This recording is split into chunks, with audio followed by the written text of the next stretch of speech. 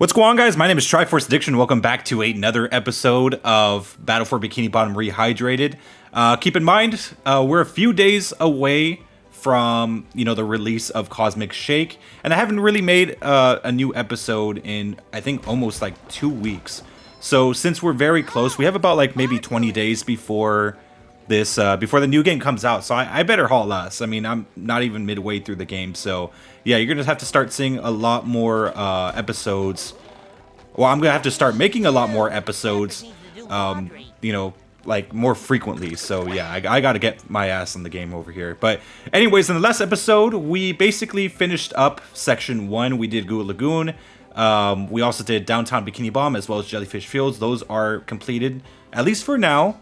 And we also did the Battle of the Poseidon. So now all we're gonna do today is we're gonna actually go to the Mermaid Lair as well as just get all the remaining specials that we can get within this area, or I guess a small part of Bikini Bottom. So right now, let's go up here so we can get our 5th underwear. There we go. Okay, so here it is. Let's get this golden underwear. Like, one thing that kind of always pissed me off about that is that they don't even give you like the extra underwear as health. Like they do give it to you, but like they don't even bother to like at least refill that part of the health. Like they just leave it empty.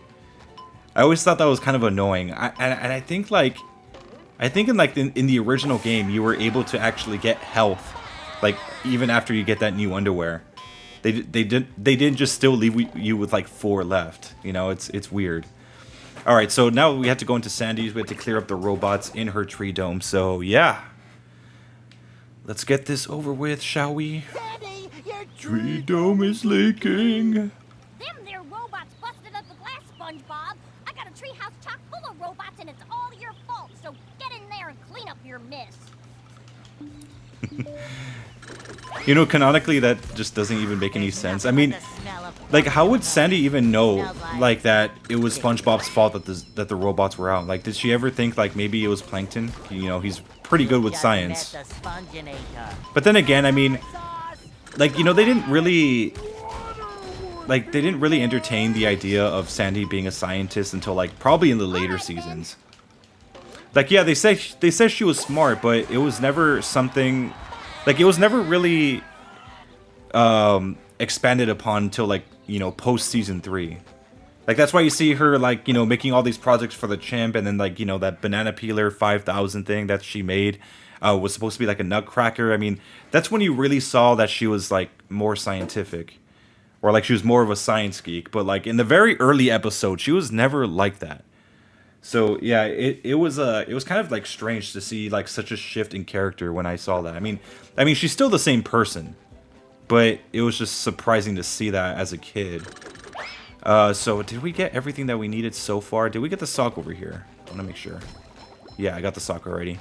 Like when I was searching up the guide like a few years back trying to find all the socks, because as a kid I never completed the game fully. So I was like looking for this, and it's like, I had to hit this little fountain to even have a sock come out there. Like no one would, like, as a kid, no one would have ever figured that out. Like I think the only best way to figure that out without any guides is that you just randomly fuck around and you did that by accident. Like, it was just a happy accident that you'd find it. No, it's that well. So one thing worth noting, so I'm pretty sure you guys probably played the original game back in GameCube era. The pictures are a little bit different. Oh yeah, I forgot you get a sock for doing that. You see, like, it's just random shit, like, you would just figure out, like, by pure luck. But, yeah, they have, like, all this stuff updated for, like, the new episodes. Except for, like, the jellyfish. But, yeah, like, this, the park was there, I believe. But they also had pictures of, like, Robot Patrick, like, in the original. But now they have, like, this Trident, this other mermaid, and, King Neptune. Like, they kind of updated some of the references for all those people that may have, like, gotten into the series, like, a much later down the line. Well, not really much later down the line, because, I mean, that episode probably came out, like, maybe a season or 2 after. Like, after everything, like, went to shit in a lot of people's eyes. But, yeah, so let's head into Mermaid Lair. Hopefully we won't take too long. Given that there's 2 different complicated puzzles, well, I guess, like, really one complicated puzzle, which is the pinball thing, it shouldn't really take us too long. If anything, I'll just probably cut to the parts where, like, I really messed up on that ball part. But like I've played this game long enough to kind of like master it. So I think I'm alright in that field. Alright, here we are in the good old Mermalair. There we go. Yeah, it's gonna be stupid for me now. It's not worth it. Mermaid Man and Barnacle Boy. You shouldn't sneak up on Mermaid Man like that. His heart's not so good. Come to think of it, nothing on him is that good anymore. Sorry, Mermaid Man. It's just that I'm always so excited to see you two. All right, kid. Knock it off. Just tell us what you want. Well, I really want a new pair of sunglasses. Patrick sat on my old ones. That's not what I meant. It is? It is? Yes! A bunch of evil robots have taken over the Mermalair security system. Well, why him? We're perfectly capable Because it's Thursday and we have a whole bunch of doctors. Go to The geriatric duo. I think that's what Squidward calls them. Calls them the geriatric duo. I'm not sure if he called them that in the show, but yeah. It's not just any sponge, it's super sponge. Yeah, honestly, like Mermaid Man and Barnacle Boy, it's like with the voice actors, it's so sad that like they passed away. But given their age, I mean, like it was bound to happen at some point. Like I think it's gonna be even more heartbreaking when Tom Kenny and like the voice of Patrick as well as Clancy Brown are like pass away. I wonder how they're gonna deal with that. Because I mean, like they're not really at advanced age. Like they're probably middle age, 50s, 60s. I would say that probably Clancy Brown's probably the oldest one, like next to Roger Bumpus. So I'm not really that sure. Like anything could happen within these like 10 years.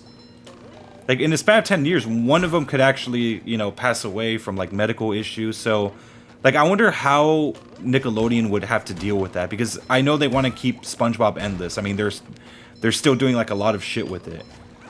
So unless like they find some sort of person that's really good at imitating Mr. Krabs, but I highly doubt it. I mean, you could get Uncle Al, he could do all the lines, but not as great as like the original voice actors. I mean, he's the only one that I could think of that he could probably do the Plankton voice. Like if anything happens to like Mr. Lawrence, I think yeah, he could do that one if something ever happens. But that's something I always wonder. It's like, if those voice actors pass away, does it mean that's the end of SpongeBob? Or like are they just never really gonna show like Mr. Krabs again? Or like they're gonna get a new boss? I mean, how is that gonna work?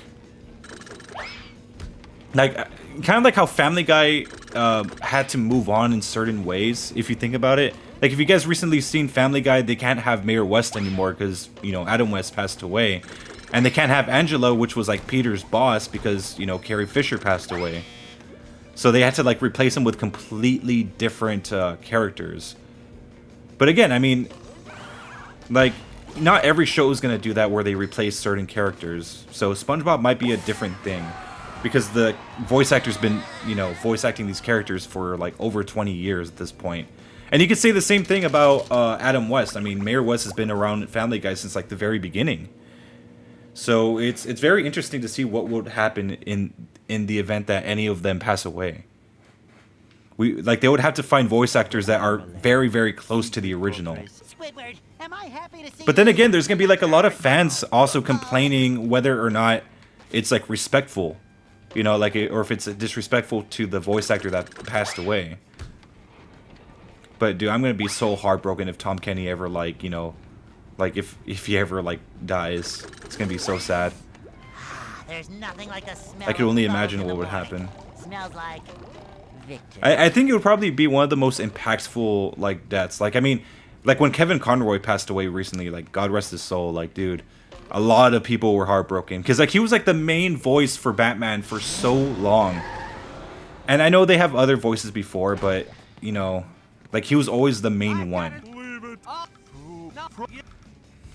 Okay, so right now this is I believe the first puzzle, but this isn't really much. This isn't really much of a huge puzzle. This is more of a, I guess a little mini trial. I guess to test you of how good you are with Patrick. But even though it's not using Patrick isn't that hard, but I would say that these trials were a lot more difficult in the original. Alright, so we got the first one out of the way. I always hated doing this one in the original, but they made it a lot easier. These things don't tilt as much as they did in the original game. Oh, this one's probably the easiest one too. Just gotta follow these tiles right here. They'll kind of like trick you a little bit. There we go. And boom, there we go. Second one's done. And then it clears it up for you. And then now we gotta go to the third one, which is probably the most unpredictable one because sometimes it'll just mess you up completely. Like, you don't know where the ball's gonna land. Luckily on the mobile version, like, that little cannon actually, like, moves. Like, it actually moves, so you kind of have a hint on where it's gonna go. But that feature really is only on the it's only exclusive to the mobile version. Like, this one doesn't move at all. I don't know if that was like a mistake, but yeah, they made it easier in the mobile version. All right, so we got this one done. You did it! Now I can get some sleep. All right, so we got the I'm sorry, not the sock, the spatula. Okay, so now we're gonna have to do probably one of the most the most unnecessarily convoluted things that you would probably not figure out as a kid. And like this part right here that you're gonna see is just it's so brilliant, but at the same time it's so stupid. And I'll explain why right now. So, okay, so here we are at this puzzle. So you would think like, oh, you have to like put these, you have to align these machines in a certain way, right? They all have like, they have to all be facing each other like this, right? But as a kid, you would never figure out that all you had to do was just throw like the watermelons, like just, you know, on each of them, like just right next to each other. You don't have to go in a certain pattern. And that's like the magic of this specific puzzle. It's like it gives the player the impression that it's more complicated than it actually is, when that's not even the case. I believe that this probably was the most brilliant like puzzle thing that they ever had, because it makes the player overthink when they don't need to. Because like back in the day, I was just like this. I was trying to like figure out where to, you know, have all these machines like line up together, and I spent like hours on end as a kid trying to figure out how this works, when all I had to do was just throw them next to each other. I didn't think of that as a kid because I thought that would be too simple. But no, you literally just had to throw like one by one on like you just had to move on to the next one at every time. Like it's bullshit. Like, it kind of annoys me because I can't believe I didn't figure that out as a kid. Okay, so that's the last one. There we go. I think that's, yeah, there we go. They should all be aligned. Yeah, I wonder if it works, like, backwards. Like, if you just go the reverse way. Because I always go clockwise. I never go counterclockwise. But, yeah, like, it's so genius how they did it, you know? Like, they made the answer so obvious, but they made it so that we wouldn't think that would be the answer because we think it would be too obvious. How many of these do I have? Or like it would be too easy. Hey, this is mine. But like, yeah, like that was like the way that they messed with us, like psychologically, with that one singular puzzle was absolutely genius, looking back. So that's why I loved it so much. Like I've always appreciated that one specific puzzle. Okay, hold on. Oh yeah, it's the other way, I think. Wait, which way is it? Come on. Oh, there we go. I don't know why it didn't work the first time. I had it on the right side. I don't know why. I don't know. This game's very spotty when it comes to its detection, or its hit detection. It just isn't really that great sometimes. Okay. All right, let's take this little doggy robot here. Here, boy.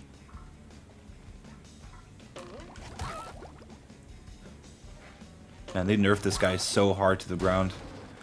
Like, his attacks, like, when he hits you with the doghouse, if you're in close range, like, it used to be instant. Like, you wouldn't even have time to react to it. But now it's like, he kind of, like he holds his hand up for, like, a second, so you, like, already know what's gonna happen. But yeah, sometimes, like, you know, again, as a kid, like, it was more complicated to beat him. You know, like, before this game even came out, like, me, Zach Pack, and everyone were actually kind of worried whether or not they make this game a little bit too easy. But no, I think they actually did a pretty good job in terms of difficulty. Like, there's stuff that they did change around. The one that I did not like was probably the one with Kelp Forest, because if you go to that sliding level in the original game, it is extremely difficult. Like that was probably the hardest part of the game. But when it comes to like how they did it now, it's like the slide level is completely different. It's like not even the same level anymore. But I'm pretty sure they did it because they'll like, you know, kids that play this game will probably be like super frustrated. But again, like this game was made for like people that played it back in the day. You know, it was more of a nostalgia thing. So it's like more fan service than anything.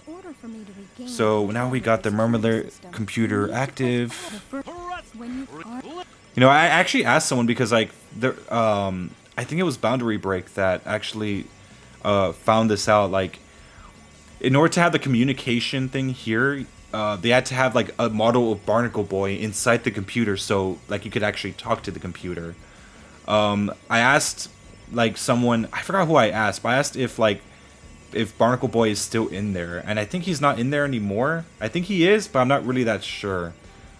But yeah, some interesting piece of trivia. Like Barnacle Boy might actually be in there, but I don't remember whether or not it was a yes or no. So okay, so now we're here at third part. I believe this is nearly the final part before we get into the ball level, which is like the bullshit area. So I'm not really looking forward to that. I see you've made your way down to the deepest recesses of the Murmler. Oh, you took the elevator. Now, how do I get to the top of this room? You're right. I bet those tunnels will take me up to the top. Good thinking, Gary. Okay, so yeah, we just have to traverse this tunnel area. I don't get how like this is the deepest recesses of the Murmler. I mean, I don't understand like where, like what was the whole point of this one room if it's like part of the Murmler? Like it's just like a path for like the boatmobile, or just like the weird security parts, or like just the machine areas, you know? I don't know.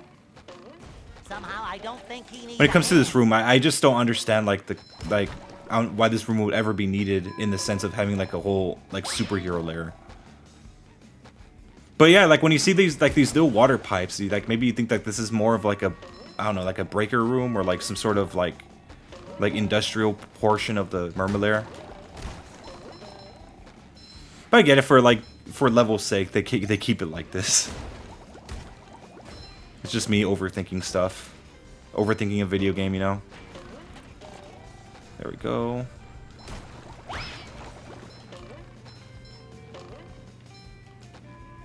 So I just gotta wait till this thing moves over.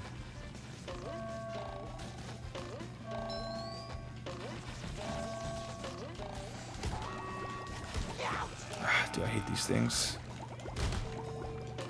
Yeah, I just never liked I don't like the Tartar robots now. Like, they were a lot easier to defeat back in the day, but now it's just, I don't know, like, the Chuck robots used to be actually the most overpowered robot in, you know, the GameCube version, but, like, the Tartar robot was probably one of the easier robots to beat, but now they made it so that, like, you can't hit them, like, continuously. Like, you have to wait, like a second in order to land the second hit. Unless you're Sandy, obviously it's gonna be easier, but, like, when you're Spongebob or Patrick, it's different. And, like, you know, they're very spot on, you know?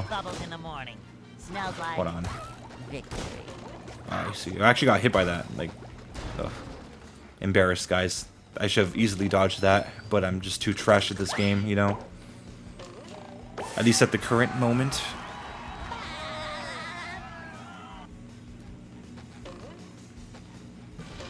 There we go. Let's go up here. Ugh, I don't really like doing this part. Just gotta be careful. There's no real good depth perception, so you don't really know how like far away you are from these things. Oh, okay, got it. There we go. Yeah, that's like depth perception, or I guess the lack thereof, is probably one of the biggest like enemies, or the biggest issues with platformer games. Like sometimes you think you're gonna land on a certain platform, but like you're wrong because like the shadow is not there for you to actually know sometimes. And that happens a lot in this game, by the way. Like sometimes it's just there, sometimes it just disappears. Just met the Sponginator. Alright, so yeah, this is the ballroom. There's gold under that glass. Gold! All you have to do is get that great big ball into that there cup. How do I get the ball rolling? You start the process. Good. Alright, so hopefully we can get this done in our first try and not have to, like cut multiple times. Okay, so I got all the main machines, or at least all the buttons pushed, so I'll get this going special for that, but the one that a lot of people are going to spend their time with the most is specifically this room. And I kind of had to relearn how to, you know, master this room, because obviously, like, the rolling mechanics, like, the whole engine is different compared to the original game. Dude, are you kidding me? Jesus. You see, like, the head detection is so weird in this game. Scoop successful. Alright, come on, come on, come on. Now I gotta wait. This is like the most painful part of the whole process. Waiting for this ball to get over here.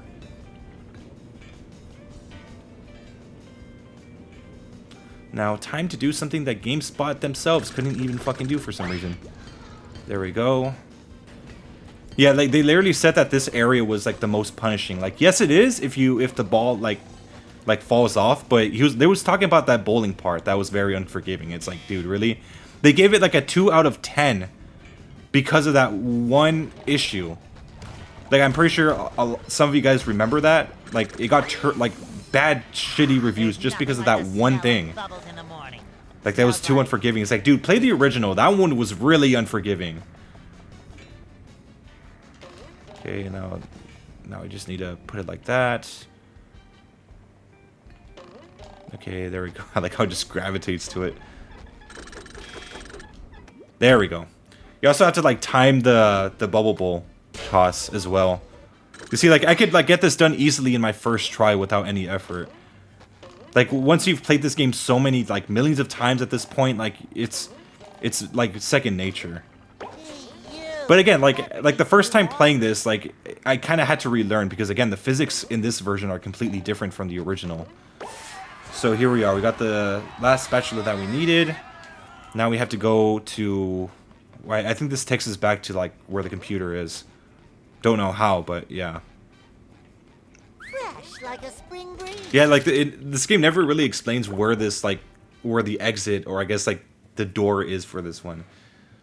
I'm assuming it's, like, somewhere in the ceiling or just out of view, so we can't see it, but yeah. I have regained control of the security system. You have pressed all the security... Okay, the master shutdown button. There we go. It's not really much of a master shutdown button. It just brings down the bridge over here. Unless, like, maybe... I don't know. Maybe is this, like, the... No, it can't be the entrance, but... I'm assuming that this is, like, the prison containment center for Prawn. Oh, fun fact, they're actually bringing Prawn back in Cosmic Shake. I think it's going to be like a trend where Prawn is starting to become, like, I guess, a SpongeBob video game exclusive character. So he's never really going to be in the main show. Unless I'm wrong, maybe one of the recent episodes has him, but yeah, it's very interesting that they're bringing Prawn back, like, into, like, you know, the Cosmic Shake. Okay, so let's hit him. Boom, there we go. Let's take these little hammer robots.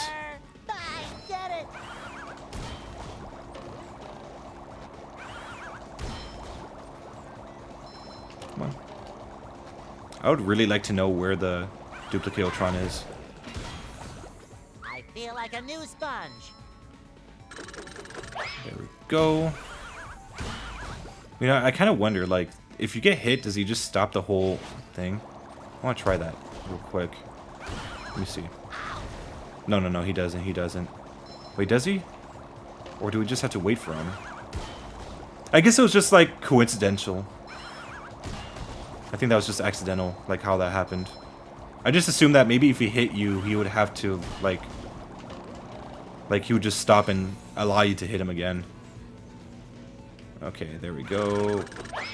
There we go. No, not again. This is not fair.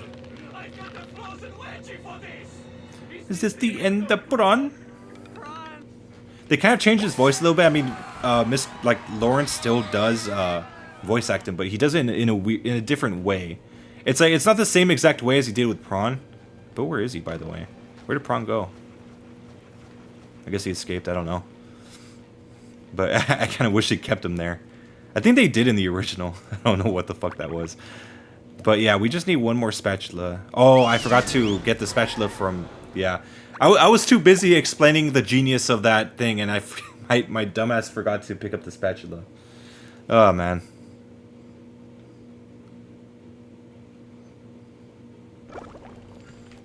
Ah, well done. What do you need, old... Why, my foot bath. Here, have a golden spatula. The fact that he needs all this, like, machinery just for a foot bath is kind of crazy. Whatever. Alright, guys, so I think we completed everything in the Mermaid Lair. So on the next episode, I'll see you guys back at... and, you know, I was about to say Battle for Bikini Bottom, but I'll see you guys back in Bikini Bottoms to start off the second mission, or I guess the second level in that area. So, yeah. Anyways, hope you guys enjoyed. Make sure to leave a like. Make sure to subscribe for some more SpongeBob Battle for Bikini Bottom content. I'll see you guys next time.